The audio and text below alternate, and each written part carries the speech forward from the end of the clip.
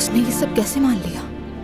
वो अज़लान है, उसे तो गुस्सा होना चाहिए था, सिर्फ इसलिए कि मैं उसे माफ कर दूं।